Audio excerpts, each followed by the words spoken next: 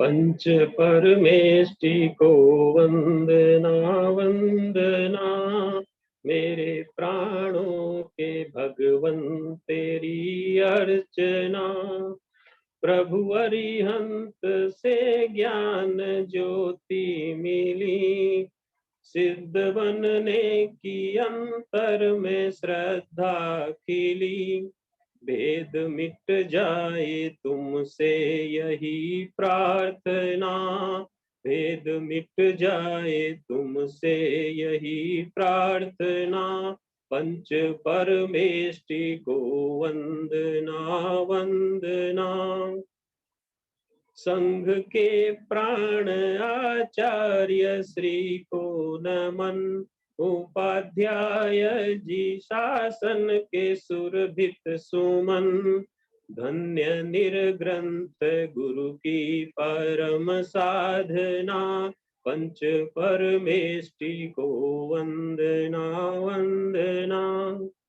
प्रभु कहते हैं गौतम से उत्तम शरण, इनके आश्रय से मिट जाते जन्म मरण। पांच पद के गुणों की करूं परसना, पंच परमेष्टि को वंदना वंदना। पंच परमेष्टि को वंदना वंदना, मेरे प्राणों के भगवन तेरी अर्चना। मेरे प्राणों के भगवन तेरी अर्चना।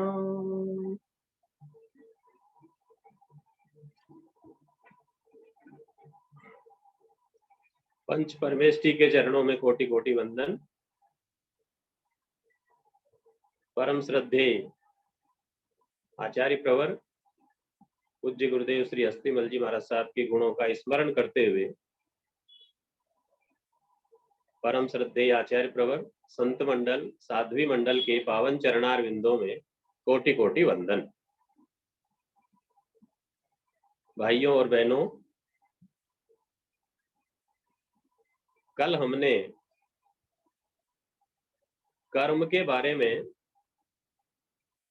थोड़ी चर्चा की थी। कर्म किसे कहते हैं, कर्म कितने प्रकार के होते हैं,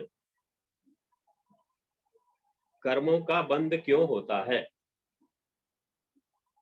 इन विषयों को लेकर के और हमने चर्चा की थी। उसी चर्चा को आज हम प्रश्नोत्तर शैली से आगे बढ़ाने का प्रयास कर रहे हैं।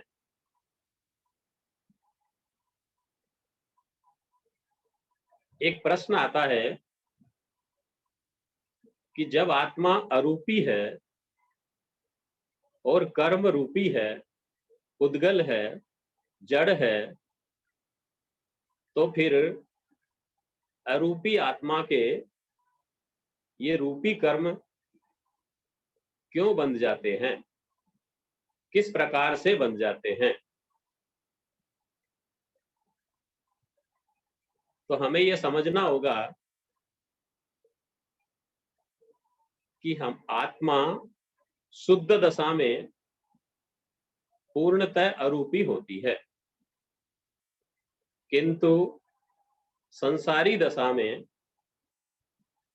कथनचित रूपी भी होती है, क्योंकि विकार आत्मा में ही उठते हैं, कसाय आत्मा में ही उठते हैं। उन विकारों के कारण, उन कसायों के कारण कर्म पुद्गल आत्मा के साथ अनादि काल से लगे हुए हैं। भाव कर्म से द्रव्य कर्म और द्रव्य कर्म से भाव कर्म, ये चक्र अनादि काल से चल रहा है। इस कारण से पहले के बंधे हुए कर्मों पर नए कर्म आकर के और आत्मा के साथ चिपक जाते हैं। इसलिए आत्मा की स्वाभाविक दशा अरूपी होते हुए भी वर्तमान की इस संसारी दशा में हमारी आत्मा भी कर्मों के कारण से कथनचित रूपी बनी हुई है, जिससे कर्मों का बंध इस आत्मा पर होता रहता है। एक प्रश्न आता है कि जो कर्म पुद्गल आत्मा पर बनते हैं उनकी क्या विशेषता है, वे कैसे होते हैं। कल हमने थोड़ी चर्चा की थी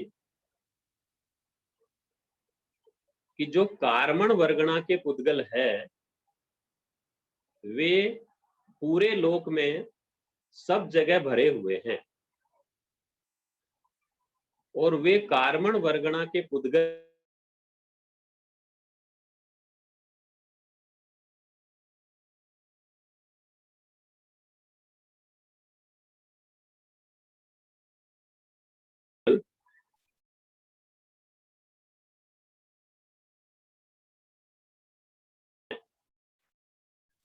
वे हमारी आत्मा पर नहीं चिपकते हैं। जो पुद्गल हमारी आत्मा के निकट है, अत्यंत निकट है, जिसको कहते हैं एक क्षेत्रावगाढ़ है, अर्थात जहां हमारी आत्मा है उसी जगह पर जो कर्म पुद्गल रहे हुए हैं वे कर्म पुद्गल ही हमारी आत्मा पर चिपकते हैं। अगल बगल में रहे हुए, बाहर में रहे हुए, दूर रहे हुए कर्म पुद्गल आत्मा पर नहीं चिपकते हैं। एक बात और ध्यान रखना होगा कि ये कर्म पुद्गल धूली के समान है। जैसे बारीक रेत होती है वह उड़ती रहती है, एक जगह से दूसरी जगह जाती रहती है, ठीक इसी प्रकार से ये कर्म पुद्गल भी स्थिर नहीं रहते, पूरे लोक में इधर से उधर गतिशील रहते हैं। तो जो कर्म पुद्गल थोड़ी देर पहले बाहर थे वे कर्म पुद्गल थोड़े समय पश्चात हमारी आत्मा के निकट पहुंच सकते हैं, और जो आत्मा के निकट पहुंच गए वे ही कर्म रूप में हमारे आत्मा पर चिपकते हैं। तीसरी बात, जो कर्म पुद्गल चिपकते हैं वे सूक्ष्म होते हैं, चौफरसी होते हैं और अनंत प्रदेशी स्कंद होते हैं। तीन बातें कही है मैंने। जो कर्म पुद्गल हमारी आत्मा पर चिपकते हैं वे सूक्ष्म होते हैं, दिखाई नहीं देते, आंखों से भी नहीं दिखते, वैज्ञानिक साधन से भी नहीं देखा जा सकता, माइक्रोस्कोप से भी जिनको नहीं देख सकते, ऐसे चार स्पर्श वाले होते हैं। 25 बोल में हम पढ़ते हैं 8 स्पर्श होते हैं, खुरदरा कोमल, हल्का भारी, ठंडा गरम, लुखा चिकना।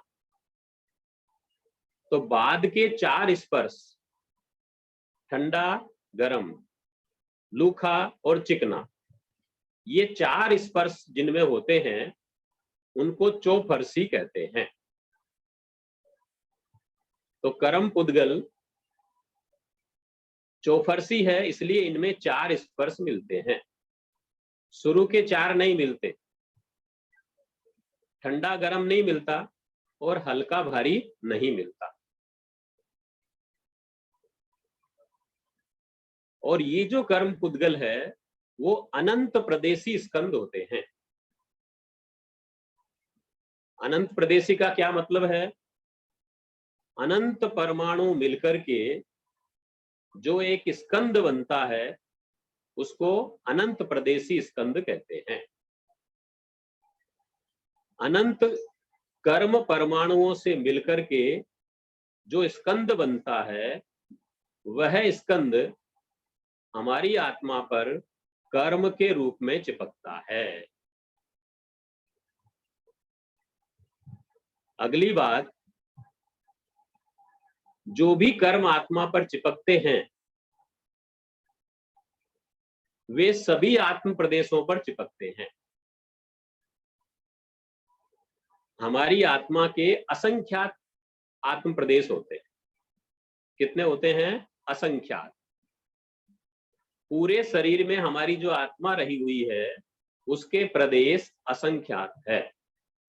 उन सारे के सारे आत्म प्रदेशों पर कर्म पुद्गल चिपकते हैं। जब जब भी हम मन वचन काया की प्रवृत्ति करते हैं तो कर्म पुद्गलों में स्पंदन होता है, गति होती है। और जब हमारे भीतर में राग द्वेष के भाव होते हैं, कसाय भाव होते हैं, तो उससे वे कर्म पुद्गल आत्मा पर चिपक करके स्थिर हो जाते हैं। जब तक नहीं चिपकते तब तक वो स्थिर नहीं है, तब तक वो गतिशील है, दूसरी जगह जा सकते हैं, दूसरे जीव के पास जा सकते हैं, लोक में कहीं भी जा सकते हैं। परंतु यदि किसी जीव ने कसाय भाव करके उन कर्म पुद्गलों को अपनी आत्मा पर चिपका लिया तो फिर वो स्थिर हो जाते हैं, आत्मा पर लग जाते हैं, बंधे रहते हैं।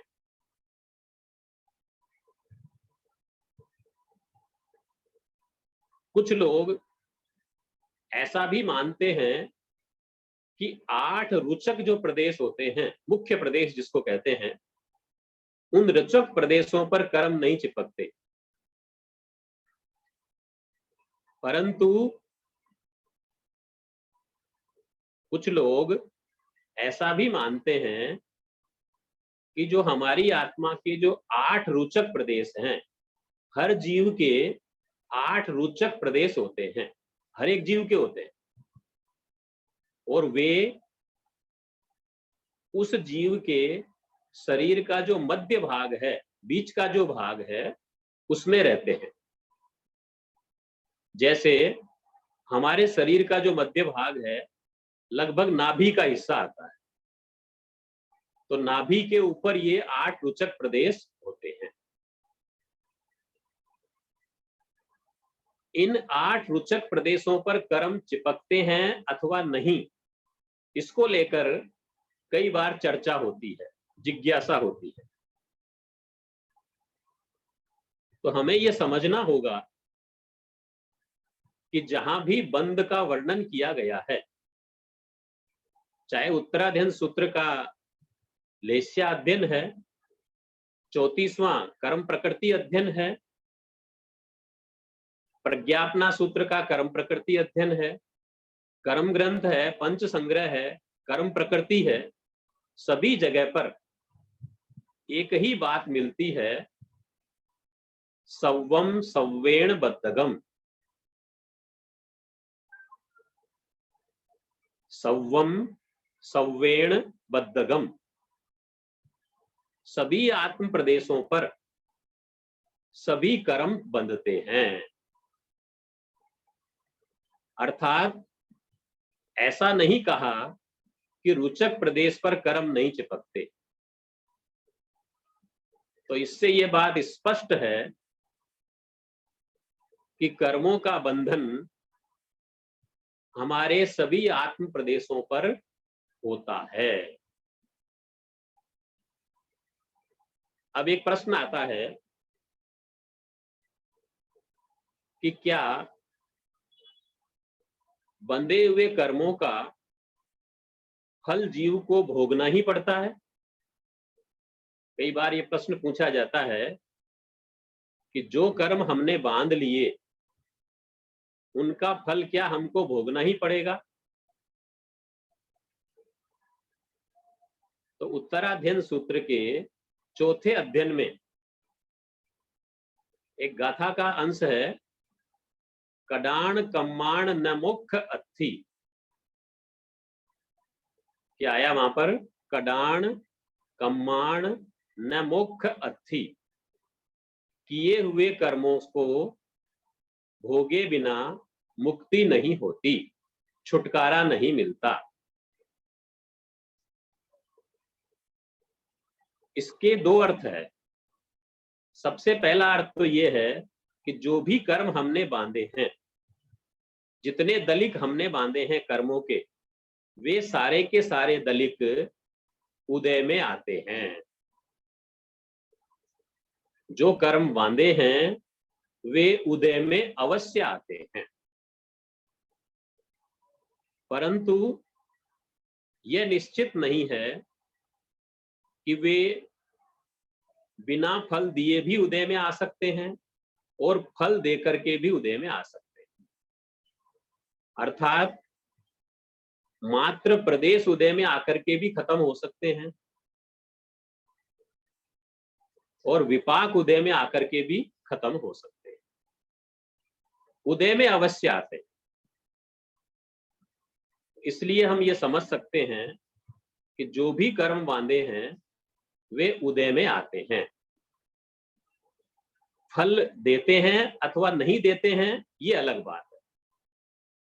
प्रदेश उदय में आकर चले गए तो फल नहीं दे पाए, विपाक उदय में आए हैं तो फल देकर के फिर निर्जरित हुए हैं। दूसरी बात, जो कर्म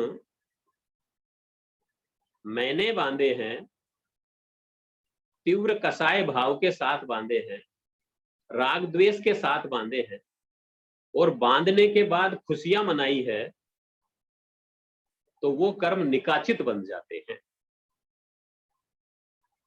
जो निकाचित बंध गए हैं, गाढ़ निकाचित बंध गए हैं, अपनी भाषा में कहें चिकने कर्म बंध गए हैं, तो उन कर्मों का फल जीव को भोगना ही पड़ता है। निकाचित बंधे हुए कर्मों में जीव प्राय परिवर्तन नहीं कर पाता। प्राय इसलिए कहा जा रहा है कि शुक्ल ध्यान से और अनुप्रेक्षा स्वाध्याय की गहराई से, दो बातें कह रहा हूं, शुक्ल ध्यान से और अनुपेक्षा स्वाध्याय की गहराई से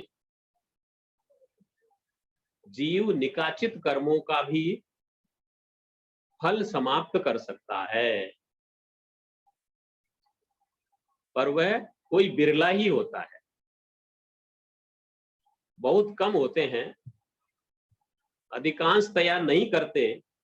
इसलिए कहा गया है कि गाढ़ निकाचित कर्मों का फल जीव को भोगना ही पड़ता है।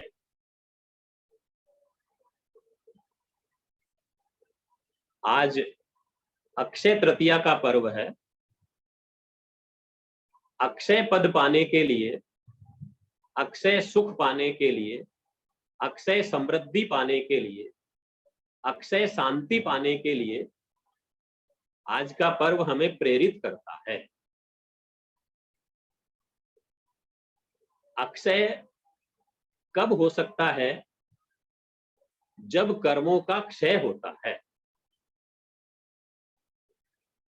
कर्मों का क्षय कब होता है? जब जीव की विशुद्धि होती है। और विशुद्धि कब होती है? जब कसायों में कमी होती है, चित्त में प्रसन्नता होती है, सरलता होती है, विनम्रता होती है, लघुता होती है, संतोष वृत्ति होती है, क्षमाशीलता होती है, तब जाकर के शुद्धि होती है। उस शुद्धि से ही बंधे हुए कर्मों का क्षय किया जा सकता है। उस शुद्धि से ही वर्तमान में बंधने वाले कर्मों को रोका जा सकता है और उस शुद्धि से ही वर्तमान की प्रसन्नता, वर्तमान की खुशी, वर्तमान के आनंद को प्राप्त किया जा सकता है। अगर यदि मैं इस बात को समझ लूं कि कर्म किसने बांधे, तो मैंने बांधे। उदय किसके आएगा, तो मेरे ही उदय में आएगा। फल कौन भोगेगा, मैं ही फल भोगूंगा। निर्जरा कौन करेगा, मैं ही निर्जरा करूंगा। सब मेरे हाथ में है, मेरे भावों पर निर्भर है। मेरे भाव ही मुझे कर्मों के चक्र में जकड़ सकते हैं और मेरे भाव ही मुझे कर्मों के बंधन से मुक्त कर सकते हैं। ये कर्म सिद्धांत है, इसे हमें समझना ही होगा। भगवती सूत्र में कहा, स्वयं कडम वेदेई। भगवान से प्रश्न पूछा कि भगवान, जीव कर्मों का जो वेदन करता है, स्वयं के किए हुए कर्मों को वेदन करता है या दूसरे के किए हुए को वेदन करता है या दोनों के किए हुए करता है? स्वकृत, परकृत या उभयकृत? तो भगवान ने कहा, स्वयं कडम वेदेई। जो भी जीव जिन किन्हीं भी कर्मों का फल भोगता है, वह स्वयं के किए हुए कर्मों का फल ही भोगता है। ये अलग बात है कि कर्मों का फल भोगने में निमित्त कोई भी बन सकता है। व्यक्ति भी बन सकते हैं, वस्तुएं भी बन सकती है, परिस्थिति भी बन सकती है, महामारी भी बन सकती है, बीमारी भी बन सकती है, दुर्घटना अवस्था आदि भी बन सकते हैं, पर ये सब निमित्त बनते हैं।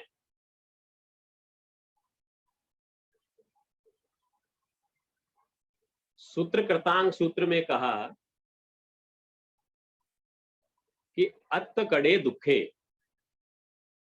जीव को जो भी दुख मिलते हैं वे आत्मकृत होते हैं, अपने स्वयं के किए हुए कर्मों के कारण से जीव को दुखी होना पड़ता है।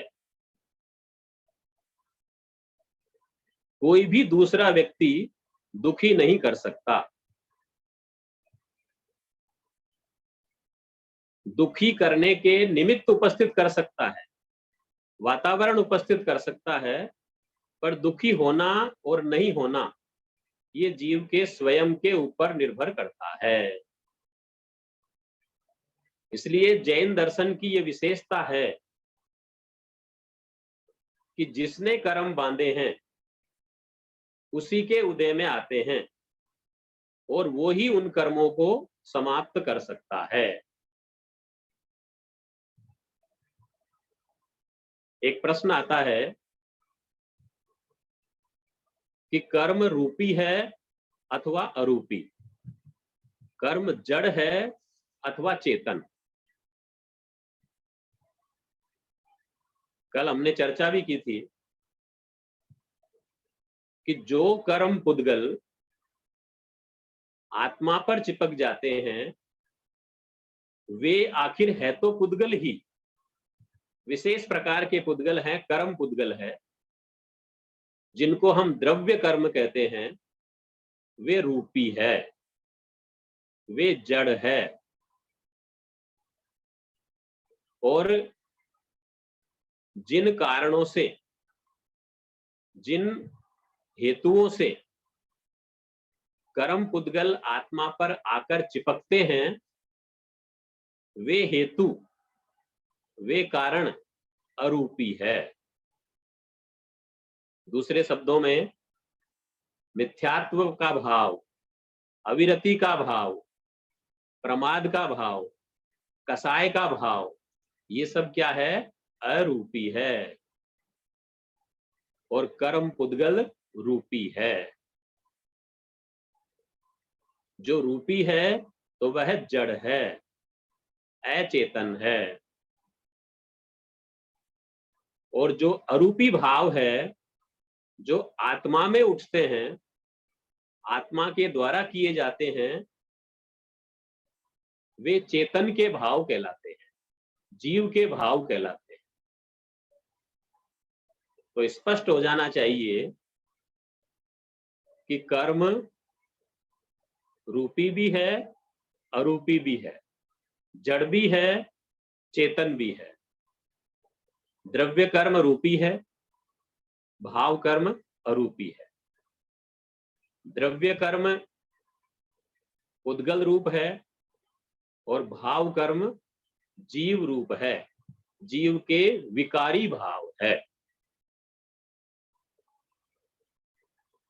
एक और प्रश्न कई बार हमारे दिमाग में आता है कि कर्म बलवान है कि आत्मा बलवान है? ताकतवर कौन है दोनों में से ज्यादा? कर्म की शक्ति तो हम देख ही रहे हैं दुनिया में। एक गरीब है, एक अमीर है, एक दुखी है, एक सुखी है, एक प्रसन्न है, एक नाराज है, एक बीमार है, एक स्वस्थ है। अलग अलग तरह की विविधताएं, विचित्रताएं, ये कर्मों का प्रभाव है। इन स्थितियों को देख करके तो ऐसा लगता है कि कर्म बहुत बलवान है, कर्म बहुत ताकतवर है। परंतु जब हम गहराई से देखते हैं, आगम साहित्य का अध्ययन करते हैं, तब पता लगता है कि उन बलवान कर्मों को कमजोर करने की ताकत, उन बलवान कर्मों को समाप्त करने की ताकत आत्मा में रही हुई है, मेरे भीतर में रही हुई है। इसलिए यदि मैं जागृत बन जाऊं, अपने आप को संभाल लूं, तो मेरी ताकत कर्मों की ताकत से अनंत गुणी ज्यादा है। कितनी ज्यादा है? अनंत गुणी ज्यादा है। और अगर यदि मैं नहीं समझूं, जागृत नहीं बनूं, प्रमाद में रहूं, आलस्य में रहूं, कसाय भाव में रहूं, तो मेरी ताकत कम हो जाती है और कर्मों की ताकत बढ़ जाती है। कई बार आपने उदाहरण सुना भी होगा कि जंगल में शेर सोया हुआ है और चूहा आकर के उसके ऊपर खुदकने लगता है, कूदने लगता है और अपने आप को ताकतवर मानता है। कब तक? जब तक शेर सोया हुआ है। और जैसे ही शेर जागृत हो जाता है तो चूहा कोसों दूर भाग जाता है। तो यही स्थिति आत्मा और कर्म की है। यदि आत्मा अपने स्वरूप को जान ले, अपनी शक्तियों को जान ले, अपने सामर्थ्य को पहचान ले, तो कर्मों को तुरंत ही पछाड़ देती है, कर्मों के प्रभाव को खत्म कर देती है, कर्मों के बंधन से अपने आप को हमेशा हमेशा के लिए बचा देती है।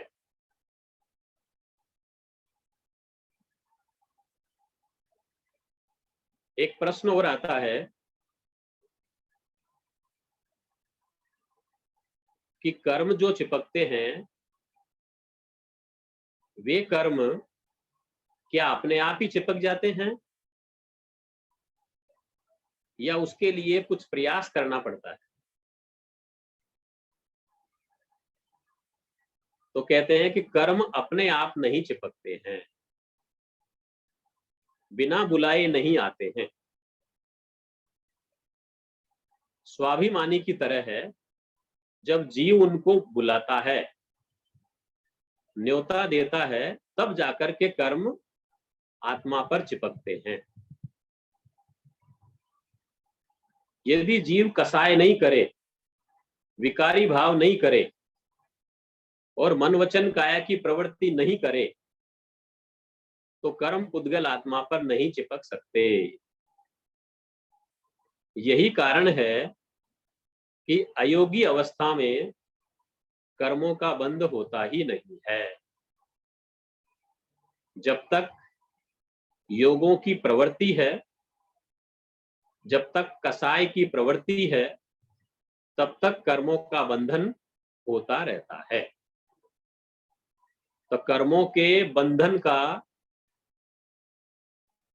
कारण मैं स्वयं हूं, आत्मा स्वयं है।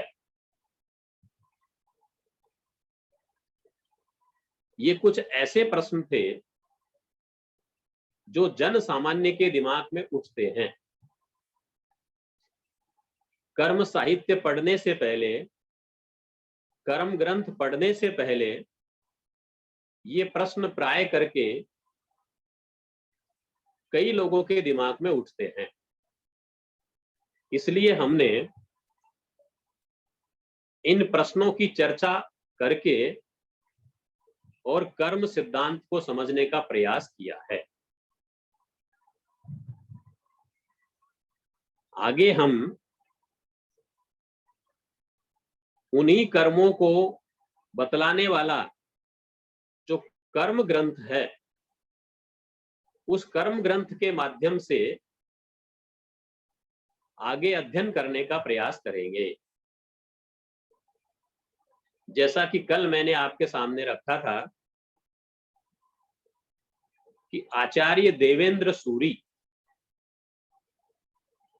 जो कि 16वीं शताब्दी के आचार्य हुए हैं, लगभग 500 वर्ष पहले की बात है, उन्होंने प्राचीन कर्म ग्रंथों का सहारा लेकर के और नए कर्म ग्रंथ तैयार किए, जो आज हमारे सामने 6 भागों में उपलब्ध है। इन कर्म ग्रंथों में कर्म की प्रकृतियों को विस्तार से समझाया गया है। कौन से कर्म की क्या प्रकृति है, कैसे बनती है, कैसे उदय में आती है, कितनी स्थिति के लिए आती है, कितनी देर बाद में उदय में आती है, कब तक उनका अस्तित्व रहता है, ये सब कर्म ग्रंथों में हमको पढ़ने और सुनने को मिलता है। तो पहले कर्म ग्रंथ का नाम है कर्म विपाक। जीव को कर्मों का फल कैसे प्राप्त होता है। कर्म का फल कैसे मिलेगा? जब कर्म बंधेंगे। विपाक से पहले बंधना जरूरी है। कर्म बंद होगा, अबाधा काल बीतेगा, उसके बाद कर्म उदय में आएंगे, और जब उदय में आएंगे तब कर्म का फल जीव को मिलेगा। तो बंध, अबाधा काल, उदय, उनके कारण, कर्मों की स्थितियां, इन सब की चर्चा प्रथम कर्म ग्रंथ में 60 गाथाओं के माध्यम से की गई है। 60 गाथाएं हैं पहले कर्म ग्रंथ में। तो हम उस कर्म ग्रंथ के आधार पर अपनी चर्चा को आगे बढ़ाने का प्रयास करेंगे।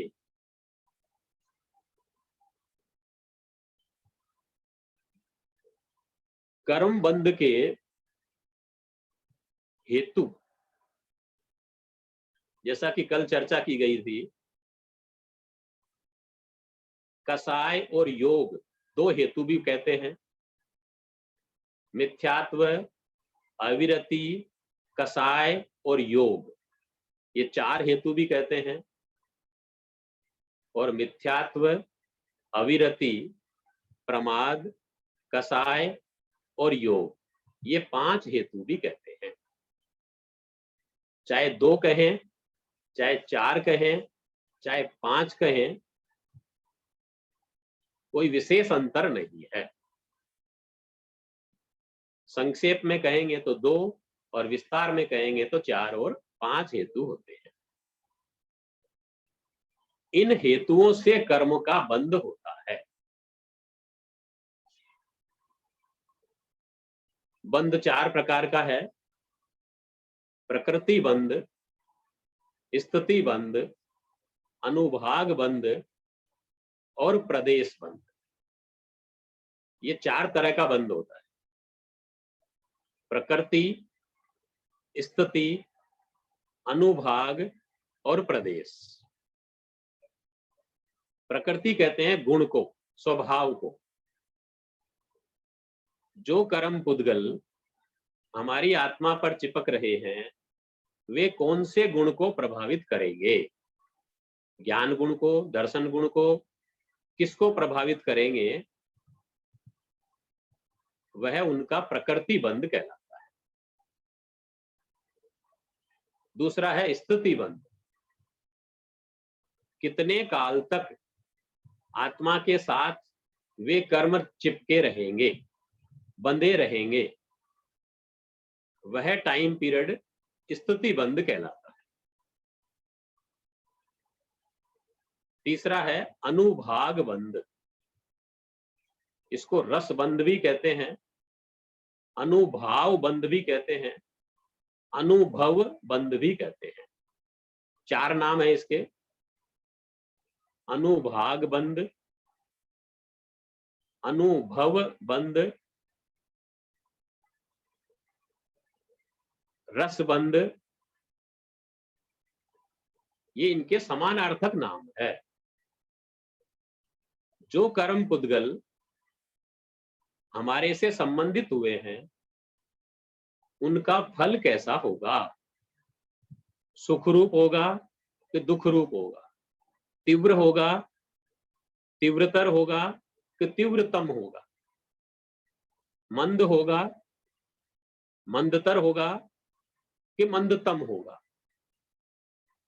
उनके फल को मोटे रूप में 6 भागों में बांट दिया: तीव्र, तीव्रतर, तीव्रतम, मंद, मंदतर, मंदतम। ये 6 भाग मोटे रूप में। इसको कहेंगे अनुभाव बंध, अनुभव बंध, अनुभाग बंध, रस बंध। और चौथा है प्रदेश बंध। कर्म पुद्गल कितनी संख्या में आकर आत्मा पर चिपक रहे हैं? ज्ञानावरणी के कितने कर्म दलिक आए हैं? दर्शनावरणी को कितने मिले हैं?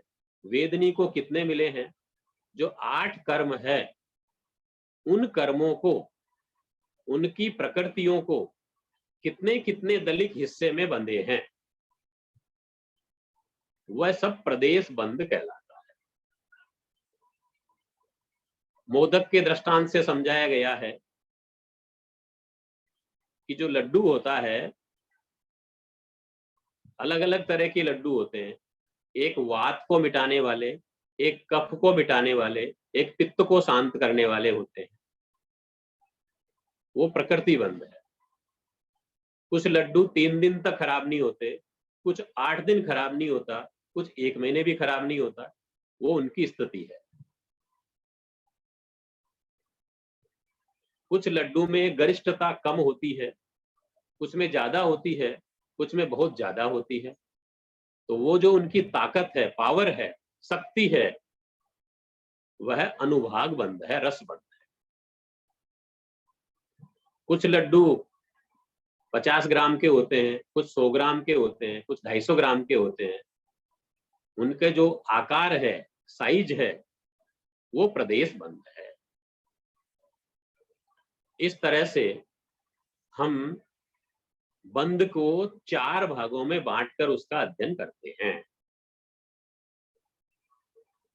एक उदाहरण और देते हैं दवाई का। अलग अलग तरह की टेबलेट आती है, दवाइयां आती है। कोई सिर दर्द की आती है, कोई बदन दर्द की आती है, कोई पेट दर्द की आती है, कोई आंखें का रोग शांत करने की आती है। अलग अलग तरह की दवा आती है प्रकृति। उनकी एक्सपायरी डेट अलग अलग होती है। कोई 1 महीने तक चलती है, कोई 1 साल तक चलती है, कोई 3 साल तक भी चलती है। तो वो स्थिति बंध है। उनकी पावर अलग अलग होती है। कोई 5 mg की होती है, कोई 10 mg की होती है, कोई 100 mg की होती है, कोई 250 और कोई 500 mg की भी होती है। तो वो उनकी जो पावर है, जो शक्ति है, वह अनुभाग बंध के रूप में है। और उनकी जो साइज है, कोई गोल है, कोई लंबी है, कोई चौकोर है, कोई तिकोर है, कोई छोटी है, कोई बड़ी है, कोई पतली है, कोई मोटी है। अलग अलग साइज की जो टेबलेट्स आती है, दवाइयां आती है, वो उनका प्रदेश बंध के रूप में है। इस तरह से जो भी कर्म हमारी आत्मा पर चिपकते हैं, वे 4 रूप में हो जाते हैं: प्रकृति, स्थिति, अनुभाग और प्रदेश। प्रकृति और प्रदेश बंध का संबंध योगों से है। प्रकृति और प्रदेश का संबंध मोटे रूप में योगों की प्रवृत्ति से है। स्थिति और अनुभाग का संबंध हमारे कसाय भावों से है। जितने जितने कसाय बढ़ते हैं, उतनी उतनी कर्मों की स्थितियां ज्यादा बनती है। और जितने कसाय कम होते हैं, घटते हैं, उतनी उतनी कर्मों की स्थितियां कम बनती है। पर अनुभाग में उल्टा काम। अनुभाग बंध में क्या होता है कि जो पुण्य प्रकृतियां हैं, जो शुभ प्रकृतियां हैं, उन शुभ प्रकृतियों में विशुद्धि भाव से अनुभाग बढ़ता है, फल देने की ताकत बढ़ती है। और पाप प्रकृतियों में विशुद्धि से उनका अनुभाग घटता है। संक्लेश से, संक्लेश कहते हैं कसाय भाव के बढ़ने को। संक्लेश परिणामों से पाप का अनुभाग तो बढ़ता है और पुण्य प्रकृतियों का अनुभाग घट जाता है। यदि हमें बंधी हुई पाप प्रकृतियों का फल घटाना है, पाप प्रकृतियों की ताकत को कमजोर करना है, तो विशुद्धि भाव को बढ़ाना होगा। और यदि शुभ प्रकृतियों के अनुभाग को बढ़ाना है, पुण्य प्रकृतियों के अनुभाग को और ज्यादा बढ़ाना है, तो संक्लेश को घटाना होगा और विशुद्धि को बढ़ाना होगा। ये कर्म सिद्धांत का मौलिक नियम है। इसीलिए ठाणांग सूत्र के 4थे ठाणे में ये कहा गया कि जीव 4 कारणों से कर्मों को बांधता है: क्रोध से, मान से, माया से और लोभ से। इसी को और संक्षेप करके कह दिया दूसरे ठाणे में कि जीव 2 कारणों से कर्मों को बांधता है: राग से और द्वेष से। क्रोध और मान को ले लिया द्वेष में, माया और लोभ को ले लिया राग में। क्योंकि माया और लोभ की वृद्धि राग के कारण होती है और क्रोध और मान की जो वृद्धि है वो द्वेष के कारण से होती है। इसलिए शास्त्रकारों ने अलग अलग रूपों में कर्मों के बंधन के हेतुओं को, कारणों को हमारे समक्ष प्रस्तुत किया है। संख्या अलग हो सकती है, पर सबका सार एक ही है। जैन दर्शन में दो शब्द बड़े महत्वपूर्ण है, संक्लेश और विशुद्धि। पूरे जैन धर्म का सार इन दो शब्दों में आ जाता है।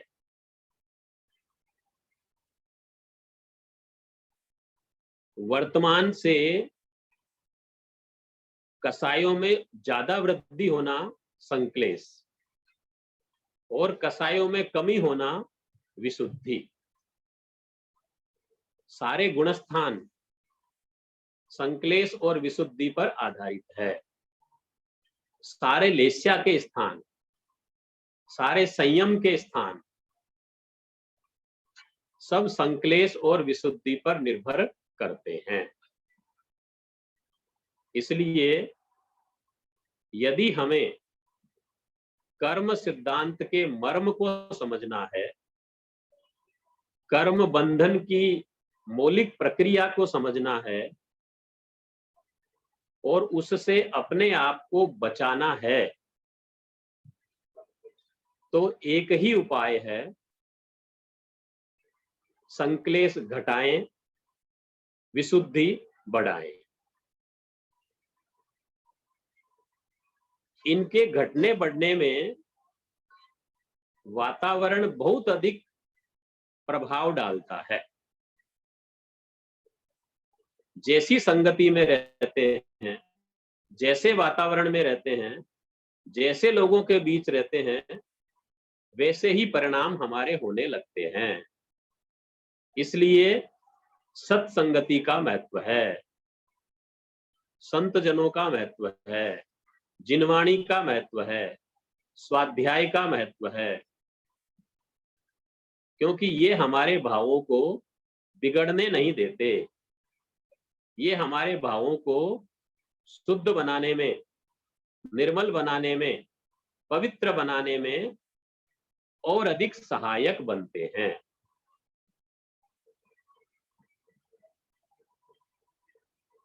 कर्म सिद्धांत के इन तथ्यों को अगर यदि व्यक्ति गहराई से समझ ले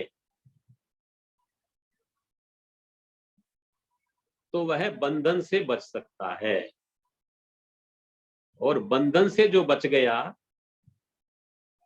वो उदय में भी सावधान बन सकता है, और जो उदय में सावधान रह गया वो चक्र को, कर्म बंधन के चक्र को हमेशा के लिए समाप्त कर सकता है। तो आज के दिन हमने छोटे छोटे प्रश्नों को लेकर कर्म सिद्धांत से संबंधित उठने वाली जिज्ञासाओं को लेकर कुछ समझने का प्रयास किया है। आगे की कक्षाओं में इन सब बातों को ध्यान में रखते हुए हम कर्म ग्रंथ की पुस्तक के माध्यम से अपने अध्ययन को आगे बढ़ाने का प्रयास करेंगे। पहला भाग कर्म विपाक नामक जो कर्म ग्रंथ है उसका आधार लेकर के और हम अपनी चर्चा को आगे बढ़ाएंगे। इसलिए जो भी इस कार्यक्रम में भाग ले रहे हैं उनसे यह निवेदन है कि कर्म ग्रंथ के पहले भाग की पुस्तक को पढ़ने का प्रयास करें। जिनके पास मौजूद नहीं है तो वह पुस्तक सम्यक ज्ञान प्रचारक मंडल जयपुर से निकली है लघु पुस्तिका के रूप में, और बड़ी पुस्तक के रूप में मरुधर केसरी प्रकाशन संस्थान पीपली बाजार ब्यावर से निकली है। कोशिश करें, पुस्तक को पाने का प्रयास करें, मिल जाए तो उसका अध्ययन करें, नहीं मिल सके तो यहां पर हम उसके सार के रूप में मुख्य मुख्य बिंदुओं को आधार मान करके और कर्म सिद्धांत की चर्चा हम करेंगे। आप सब उसमें एकाग्रता पूर्वक, तन्मयता पूर्वक, सजगता पूर्वक भाग लेने का प्रयास करें। कुछ शब्द कठिन भी आ सकते हैं, पारिभाषिक शब्द है, यद्यपि प्रयास करेंगे उनका अर्थ समझाने का, सरल शब्दों में रखने का। फिर भी कुछ सीमाएं होती है, उन्हीं के रूप में उनको समझाना पड़ता है। आपकी सजगता, आपकी एकाग्रता, आपकी जागृति आपको इस अध्ययन में रुचि पैदा करने में सहायक बना सकेगी। आप सब मन लगाकर अध्ययन करें, नोट्स बनाएं, याद करें और अपने जीवन को देखें, अपने आप को जोड़ें और अपने कर्म बंधनों से अपने आप को बचाने का प्रयास करें। समय हो रहा है, इसलिए आप सबसे पुनः पुनः निवेदन कि कर्म सिद्धांत बहुत महत्वपूर्ण सिद्धांत है। जीवन के जानने के लिए अनिवार्य सिद्धांत है। इसको जाने बिना विकास नहीं, इसको जाने बिना विशुद्धि नहीं, इसको जाने बिना साधना नहीं, इसको जाने बिना लक्ष्य की प्राप्ति नहीं। इसलिए कर्म सिद्धांत को पूरी तरह समझने का प्रयास करें। आज हम इसी विषय को यहीं समाप्त करते हैं। अब जो भी किसी की जिज्ञासाएं वगैरह रहेगी वो सामने प्रस्तुत कर सकते हैं। बहुत बहुत धन्यवाद। जय जिनेन्द्र।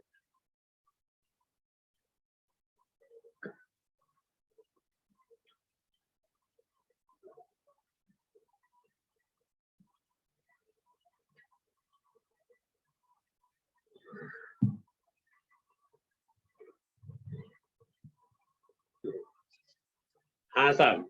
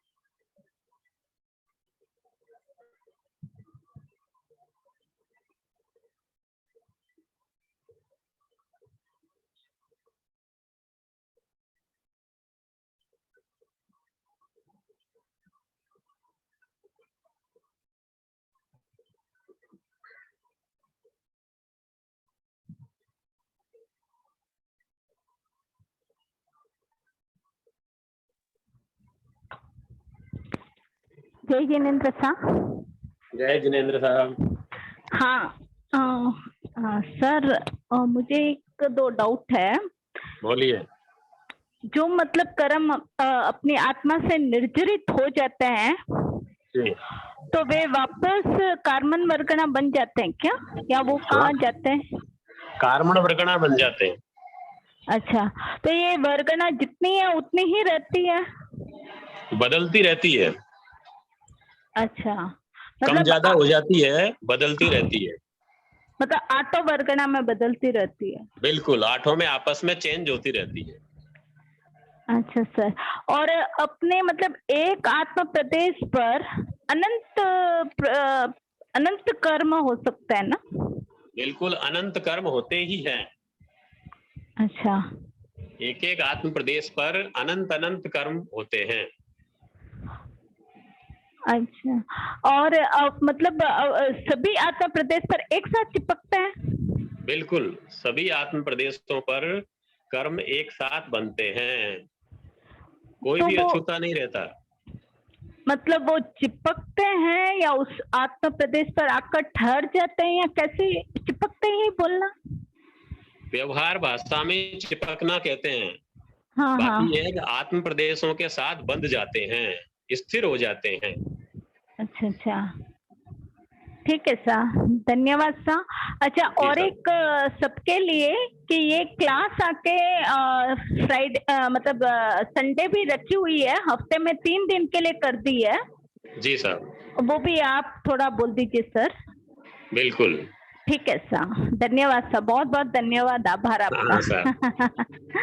ऐसा कर्म सिद्धांत की क्लास बुधवार, शुक्रवार और रविवार सप्ताह में 3 दिन 3 से 4 बजे तक रहेगी। सभी इसकी जानकारी रखें। बुधवार, शुक्रवार और रविवार को 3 से 4 बजे तक रहेगी। हाँ साहब। सभी पार्टिसिपेंट से निवेदन है कि वो कृपया करके अपना डाउट गौर से सुने। हो सकता है कि दूसरों को भी यही डाउट हो, तो आप कृपया करके गौर से सुने और दोबारा वो डाउट ना पूछे।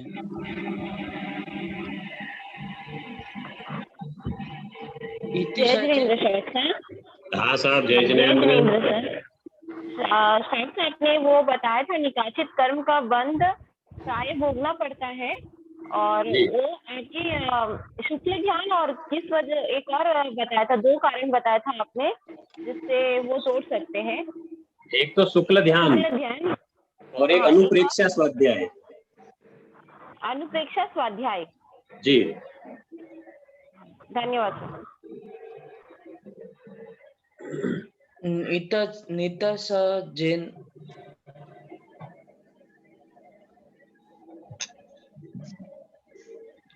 जय जिनेंद्र सर। हाँ साहब बोलिए। ये आपने बोला था तो सव्य सव्वेण, आगे क्या बोला था इसके आगे? सव्वम सव्वेण बद्धगम। बंधगम। बद्धगम, बद्धगम प्राकृत का शब्द है बद्धगम। बद्धगम। ठीक हाँ, है, ग के ऊपर बिंदी है, बद्धगम। ठीक सर, ठीक सर, धन्यवाद सर।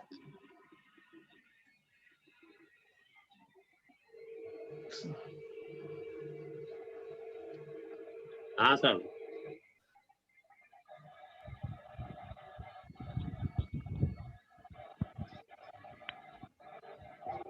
प्रतिभा, एक मिनट सा। हाँ, प्रतिभा जी कोठारी। हेलो। हाँ साहब बोलिए। हाँ, प्रणाम, जय जिनेंद्र। जय जिनेंद्र। हाँ, जो ये 6 लेशिया बताई है, वो अंतर्मुहूर्त में क्या 6 लेशिया स्पर्श कर सकता है कोई भी जीव? कर सकता है। अच्छा, और करता ही है या कर सकता है? कर सकता है, करना जरूरी नहीं है। अच्छा, तो वो भी लेकिन हाँ, वो बोलिए भी बोलिए सर। जो सन्नी त्रियंच होगा, जो हाँ। सन्नी मनुष्य होगा, हम्म। वो ही अंतर मुहूर्त में 6 लेशिया का स्पर्श कर सकता है। बाकी नार की अच्छा, देवता में लेशिया बदलती नहीं है। हाँ हाँ, वो पता है। हाँ, वही तिर्यंच पंचेंद्रिय और और मनुष्य जो मनुष्य यहाँ पे, हाँ हाँ, उसमें हो सन्नी। सकती है। हाँ, वो मतलब अंतर, क्योंकि एक लेशिया अंतर्मुहूर्त तक रहती है, उसके बाद बदलती ही है। बिल्कुल हाँ, और 6 लेशिया अंतर्मुहूर्त में स्पर्श कर सकता है। कर सकता है, क्योंकि अंतर्मुहूर्त छोटा बड़ा हो सकता है, हाँ, इसलिए वो पता है। हाँ, और वो इसलिए अंतर्मुहूर्त में 6 लेशिया स्पर्श करता ही है, ऐसे मान सकते हैं। नहीं करता ही ऐसा जरूरी नहीं है, कर तो सकता एक, है। अच्छा, तो कितने कितने टाइम तक रह सकता है ऐसा कुछ इसका? मतलब पूरे अंतर्मुहूर्त भी एक लेशिया रह सकती है। जैसे जैसे मान लीजिए कोई जीव तेजो लेशिया में है, सम्यक्त्व प्रारंभ की प्रक्रिया शुरू कर रहा है, तो अंतर्मुहूर्त तक वो तेजो में ही रह सकता है, पदम में ही रह सकता है, शुक्ल में ही रह सकता है। अंतर्मुहूर्त जब पूरा होगा तब वो बाद में लेशिया बदले। अच्छा, ओके। और कोई कोई जीव ऐसा होगा जो छोटे अंतर्मुहूर्त में ही बदल जाएगा, फिर वापस बदल जाएगा, फिर वापस बदल जाएगा। ऐसे 5-6 बार बदल करके पूरी लेशियाएं भी ले सकता है। अच्छा, लेकिन जीवन काल में जो पर्याप्त जीव है, तिर्यंच और मनुष्य की बात करते हैं, जी वो आके वो जीवन काल में 6 लेशा स्पर्श करता ही है। हाँ, बिल्कुल करता ही है। हाँ हाँ, यही जानना था। ओके सर, बिल्कुल। धन्यवाद। हाँ, धन्यवाद सर, बहुत बहुत। मीनू चोरडिया शाह। जय जिनेन्द्र, ये आत्म प्रदेश असंख्यात है तो उसमें अनंत कार्बन वर्गना कैसे चिपकते हैं? ऐसा है कि एक एक आत्म प्रदेश पर अनंत अनंत कर्म पुद्गल रह जाते हैं। ये उस आत्म प्रदेश का गुण है और आकाशास्ति काय का अवगाहन गुण है। उस आकाशास्ति काय के अवगाहन गुण के कारण से कि अनंत जो कर्म दलिक है वो एक आकाश प्रदेश पर रह जाते हैं। जैसे अनंत परमाणु एक आकाश प्रदेश पर रह जाते हैं, अनंत प्रदेशी स्कंद वो भी एक आकाश प्रदेश पर रह जाते हैं। तो ये उनका अवगाहन गुण का स्वभाव है।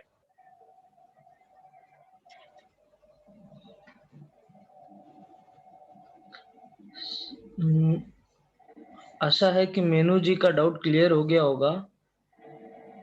नेक्स्ट कैलाश कोठारी शाह।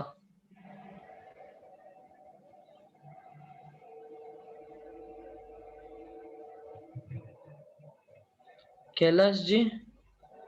हेलो। हाँ सर। हाँ साहब। हाँ, जय जिनेन्द्र साहब। जय जिनेन्द्र साहब। कर्मों की उदय आने की जघन्य और उत्कृष्ट स्थिति कितनी है?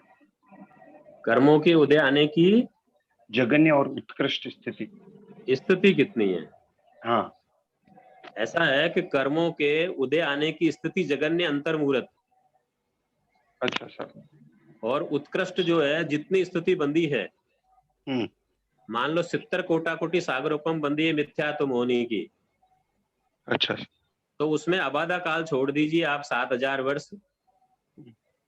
अबाधा काल को छोड़कर सारी स्थिति जो उदय में आने योग्य है। अच्छा अच्छा, जय जिनेन्द्र। हाँ साहब। नेक्स्ट कुमकुम सा धारीवाल।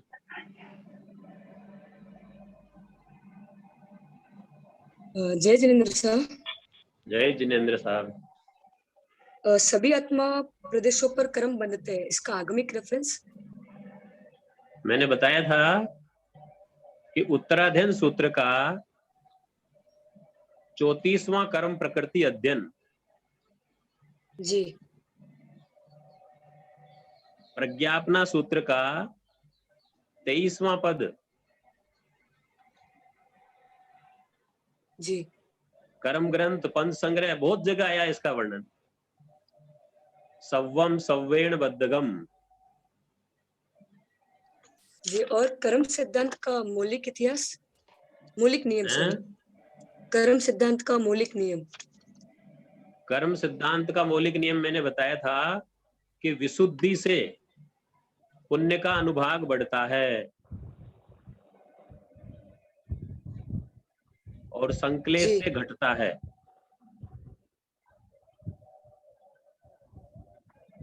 संक्लेश से घटता है। और पाप प्रकृति का अनुभाग संक्लेश से बढ़ता है और विशुद्धि से घटता है। अपोजिट हो गया। जी जी जी।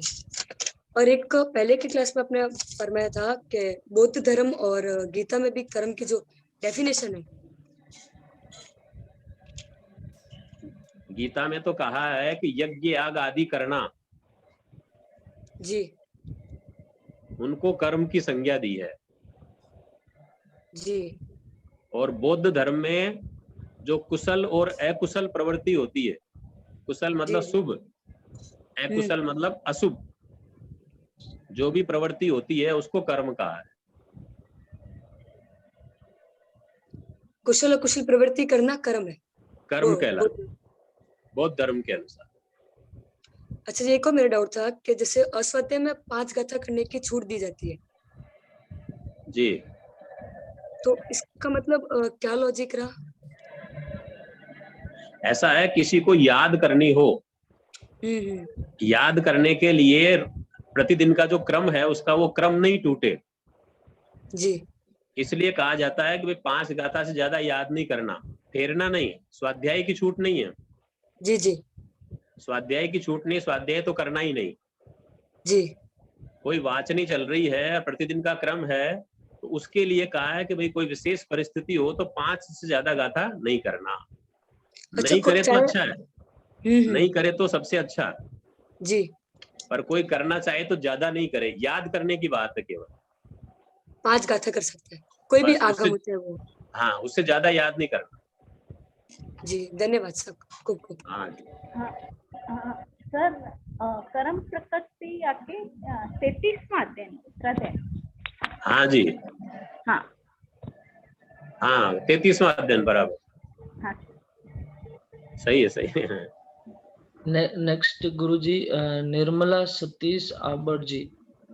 हाँ जी, जय जिनेन्द्र गुरु जी। हाँ साहब। हाँ, आप सिखाते तो भी हम लिख के निकालते हैं, नोट्स बनाते, लेकिन आपका ये रिकॉर्डिंग भेजा ना तो हमें इजी होएगा और ज्यादा, तो ऐसा भेज सकते हैं क्या? निर्मला जी, आपको रिकॉर्डिंग आज ये क्लास होने के बाद मिल जाएगी। हाँ, थैंक यू वेरी मच, बहुत धन्यवाद। यही इनका ही लिख के रखा तो वो ज्यादा अच्छा, इजी वे में बताते वो, याद बिल्कुल, रहता है और दूसरों को भी बता सकते हैं। ठीक है, ठीक है। Thank you very much. Next Guruji Meena Jain. हाँ जी, प्रणाम सर। हाँ जी। अनुप्रेक्षा ध्यान क्या होता है? मीना जी, हाँ प्रणाम सर। हाँ जी, बोलिए। अनुप्रेक्षा ध्यान यानी क्या? अनुप्रेक्षा स्वाध्याय, अनुप्रेक्षा स्वाध्याय का मतलब है जो हमने पढ़ा है, याद किया है, समझा है, उसका चिंतन करना, उसको अपने जीवन के साथ में जोड़ करके गहराई से देखना, इसका नाम है अनुप्रेक्षा।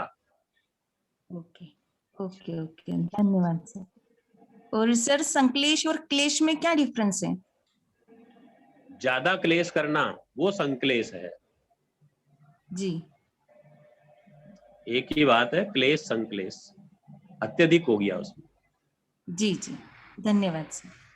गुरुजी एक डाउट आया है जी, भाग 2 में रुचि रखना कषाय है या कर्म रिप्लाई है? क्या आया? भाग 2 में रुचि रखना कषाय है या कर्म है? भाग 2 क्या चीज है? भोगो गुरुजी। अच्छा, भोगों में। हाँ गुरुजी। भोगों में रुचि रखना। हाँ गुरुजी। देखो, भोगों में रुचि रखना कसाय है और उसके कारण से कर्म बंद होता है। भोगों में रुचि रखना अनंतानुबंधी कसाय है, उससे कर्म का बंद होता है, ऐसे समझना। गुरुजी अगला डाउट है, कर्मों के उदय आने की जघन्य और उत्कृष्ट स्थिति कितनी होती है? अभी बताई थी मैंने कैलाश जी कोठारी साहब को। हाँ। कि जगन्य अंतर्मूर्त उत्कृष्ट जितनी स्थिति बंदी है उसमें अबाधा काल माइनस करना। जैसे ज्ञानावरणी की 30 कोटि बांधी है तो 3000 वर्ष माइनस करके बाकी उदय आने योग्य स्थिति है। धन्यवाद गुरुजी। नेक्स्ट गुरुजी डाउट सोनाली जैन। हाँ साहब। जय जिनेन्द्र जी, अभी आपने बताया कि भोगों में जो रुचि है वो कषाय है। भोगों की रुचि तो इंद्रियों से हुई ना, योग होंगे। जो रुचि होती है वो अंदर से होती है, आत्मा से होती है। इंद्रियों के द्वारा तो प्रकट प्रवृत्ति होती है, प्रकट में होती है। तो योगों से तो हम कुछ करते नहीं। योग जो है, योगों को तो हमारे जो अंदर से आत्मा है वही तो करती है। ऐसा है कि योग तो उद्गल हुए ना, योग तो कुछ करेंगे नहीं। योगों को आत्मा ही तो उसको वो कहती है ना करने के लिए। आत्मा तो भाव करती है। हाँ जी, हाँ भाव करेगी। रुचि अरुचि का, राग द्वेष का जो भाव है वो आत्मा करती है। उसके कारण से जैसे संस्कार बनते हैं, फिर वैसी प्रवृत्ति होती है, क्रिया होती है।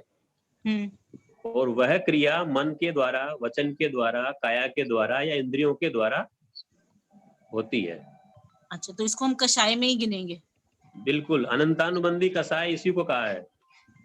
अच्छा, तो इसको भोगों में रुचि तो अनंत अनुबंधी कषाय आपने बोली, तो अप्रत्यक्षानी में कैसे करें, उसको काउंट करेंगे, कहाँ कब काउंट करेंगे? अप्रत्यक्षानी में ये है कि भाई उस भोगों को खराब समझ रहे हैं और उसको छोड़ नहीं पा रहे हैं। अच्छा, उसमें रुचि तो नहीं है पर उसका त्याग नहीं कर पा रहे हैं, वो अप्रत्यक्षानी है। ठीक है जी। और आंशिक रूप से त्याग करेंगे वो प्रत्याख्यानी है। अच्छा जी। और पूरा त्याग करेंगे वो फिर जो है संज्वलन में आ जाएगा। प्रत्याख्यानी हो जाएगा ना, पूर्ण अच्छा संज्वलन में आ जाएगा। हाँ, पूरा त्याग कर देंगे। अच्छा, आज ना मैंने पहली क्लास अटेंड करी है, हमें मालूम नहीं था पिछली क्लासेस का, तो पिछली क्लासेस का और आज की क्लास की रिकॉर्डिंग मिल जाएगी? हाँ, मिल जाएगी आपको। तो ये मैं ना एक कदम धर्म की ओर वाले ग्रुप में हूँ, 4 नंबर ग्रुप में। तो अब ये नहीं मुझे पता इसका ग्रुप अलग से है या? सोनाली जी, हाँ जी, आपका व्हाट्सएप ग्रुप इसका अलग है, उसका लिंक हमने चैट बॉक्स में डाला है। दो ग्रुप है, आप किसी एक ग्रुप में कोई भी एक लिंक के द्वारा ज्वाइन कर सकते हैं और रिकॉर्डिंग उसी ग्रुप में शेयर की जाएगी। तो मैं कैसे चैट ग्रुप में मैं कैसे आऊंगी? मुझे नहीं आएगा। आप एक काम कीजिए, आपका ये डाउट में क्लास खत्म होने के बाद आप मुझे फोन करिए, मैं आपको बता देता हूँ। आपका नाम? पवन बोरा। पवन बोरा। आपका नंबर मुझे कैसे मिलेगा? आप एक कदम धर्म की ओर ग्रुप में हैं आप? एक कदम धर्म की ओर नहीं हूँ। आप एक काम कीजिए, एक नंबर नोट कर लीजिए। हाँ जी। 944444 944444 9141 9141। हाँ, तो इस पे आप फोन कर दीजिए तो आपको मैं वो लिंक भेज दूंगा। ठीक है जी, थैंक यू। धन्यवाद, बहुत बहुत धन्यवाद। गुरुजी, नेक्स्ट डाउट है ऋतु बाफना। हाँ जी, ऋतु जी। जय जिनेंद्र अंकल जी। हाँ जी, जय जिनेंद्र। ये थोड़ा कर्म रूपी अरूपी को चौस्पर्शी अटिस्पर्शी में एक्सप्लेन करो ना सर। कर्म जो पुद्गल होते हैं वो चौफरसी होते हैं। उनमें 4 स्पर्श कौन से हैं? तो ठंडा, गरम, लूखा, चिकना। लूखा और चिकना, ये 4 स्पर्श होते हैं। हाँ। हल्का भारी नहीं होता और खुरदरा कोमल नहीं होता। चिपकते वो 24% चिपकेंगे, 28% नहीं। नहीं, जो कर्म पुद्गल आत्मा पर चिपकेंगे वो चौफरसी ही चिपकेंगे। तो फिर 28% कर्म अपन कहाँ बोलते हैं? अष्टस्पर्शी कर्म नहीं है। 8% तो दूसरी वर्गणा है, औदारिक की, वैक्रिय की, आहारक की, ये 8% होती है। हाँ, धन्यवाद सर।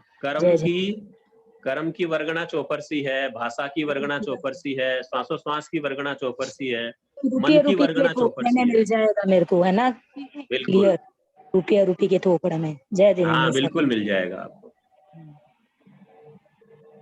गुरुजी, नेक्स्ट डाउट है संगीता जी, आईफोन करके डिवाइस है उनका जी। जय जिनेंद्र सर। जय जिनेंद्र। हाँ जी, जय जिनेंद्र साहब। बहुत बहुत धन्यवाद आपका, बहुत अच्छे से पढ़ते हैं। अरे तो मेरा ये डाउट था कि जैसे अपने जैन दर्शन में भाव कर्म को ज्यादा महत्व दिया है, तो द्रव्य कर्म ज्यादा बंधते हैं या भाव कर्म? बनते तो द्रव्य कर्म ही है। अच्छा, द्रव्य कर्म ही बनते हैं, वही उदय में आते हैं, पर उसके बंधने का जो मूल कारण है वो भाव कर्म है। कारण भाव कर्म है।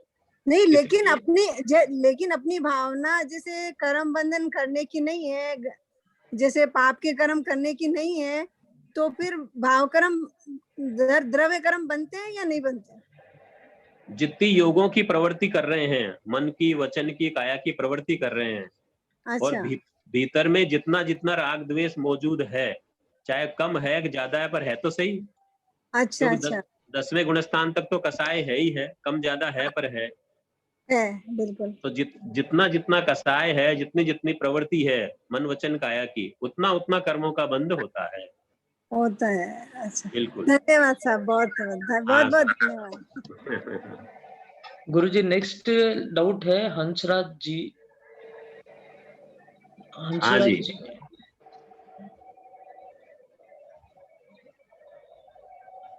हंसराज जी हाँ जय बोलिए हिंद साहब।